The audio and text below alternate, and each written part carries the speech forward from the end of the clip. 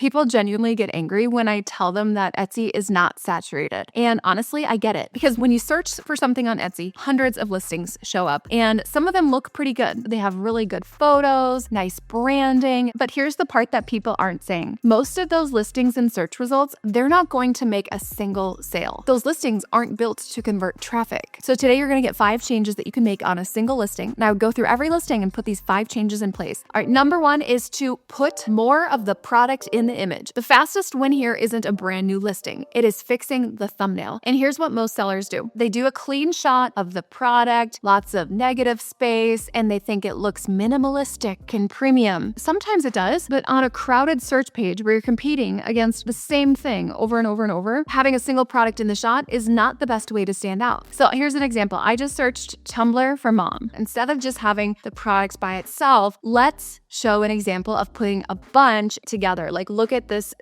example. A bunch of them all stacked. Or look at these examples showing a variety of design options, or even this one, right? Look at how that stands out compared to the one right next to it that just shows one. Again, look at these, right? Compared to just one, having multiple shown feels like more value. Okay, let's look at one more example, beaded bracelet. So here's examples where it's just one bracelet in it. And then compare that to where there are examples that show multiple in the same image, right? One versus a full stack, that looks like a lot more value. Let's do one more example of a candle. So here we see single candles, right? Single candles, but now look at the ones that have multiple in the thumbnail. It looks like so much more value. Look at that, like stunning, right? Or even in a circular formation like that, or on different levels, but showing more is a way to stand out and add value. I had a seller who sold engraved tumblers, and at the time, most of her images was a single tumbler. And so we started making that shift, and she started ranking higher and higher in each set of search results. You might have the exact same product as someone else, and before you've even clicked into the listing, the perceived value is higher. And that can be the thing that wins the click. And winning the click is everything, because you can't convert a customer who never even comes in the door. So before you go and make a bunch of new listings, go to your listing's main thumbnail photos and ask the question, am I showing enough of what they're getting, or am I holding back and just showing sample size 1? The second thing you can immediately do is update your fonts for 2026. And this is such a tell. And your fonts can instantly date your shop. And once I show you this, you won't be able to unsee it. Here is actually a really great example of this. Like this font is iconic 2019. This one is the groovy in my era Taylor Swift font, which was just iconic a few years ago, definitely beyond where we're at now. This font specifically is much more, I would say, 2025 with the doodle kind of influx and trend we saw. This one,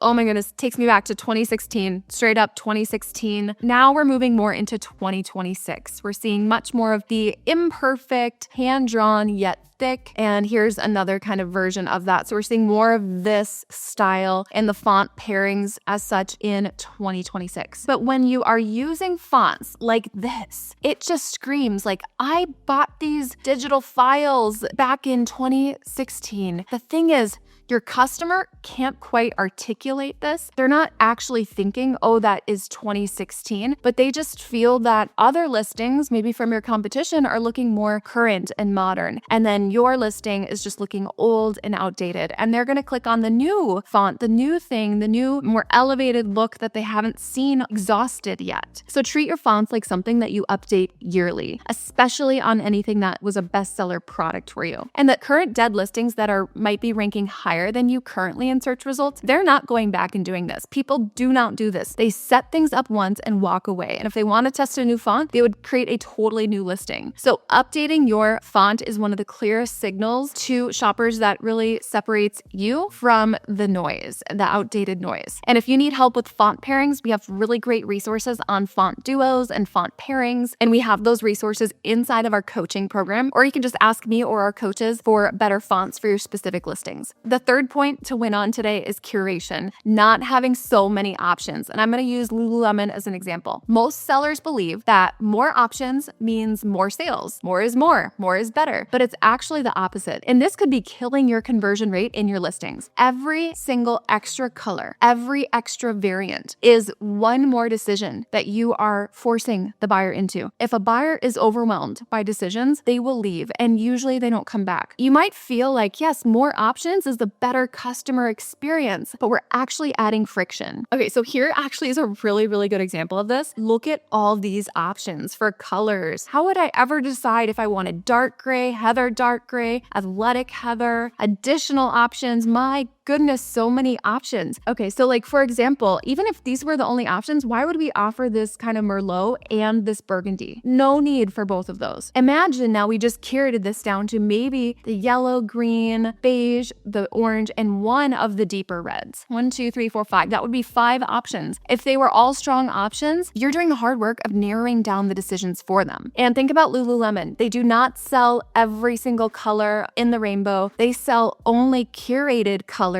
and collections. And that curation that they do, that is part of their brand. And all of this does compound because Etsy is watching the conversion rate on your individual listings. So if you clean up your options and remove any bad options or options people never choose, your conversion rate goes up. My action for you today would be to open up your listings variations and cut the fat. Get rid of the weakest options, be ruthless with it. And remember, you're not taking away potential orders, you're actually making it an easier decision to buy from you. Now, this fourth step is one of the easiest ways to attract a buyer who's going to spend a ton of money. There's an entire buyer out there who will buy 10 times the volume of what your average buyer is buying now. And almost nobody in your category is creating listings for them. And this is where we want to target bulk and wholesale buyers. If you search the word bulk or wholesale or set of or party pack or bundle of, look how much thinner the competition gets. And these keywords are pulling in a completely different customer, someone who is placing higher volume orders. And this is where one bulk sale can really outweigh 10 little individual sales. And these buyers are real. One of my students, she ran a flash sale and a single order came in for 18 items in the cart. And that is the type of volume buyer right now you might be ignoring. Now, a little warning is that not every product fits this. Like, let's say you were selling newborn baby hats. Well, the mom's not gonna buy 18, right? But if your product does appeal to a potential volume buyer, this is some of the easiest volume you can add. So today, I would ask you to look at your listings and think about whether the words bulk, wholesale, or set of could possibly fit into that product. And if it does, duplicate that listing and reposition it with that new SEO and see who shows up. Now, my fifth step, this is huge. This is something that most sellers totally fumble on, and it's when you get something that sells. When you get a winner, what do?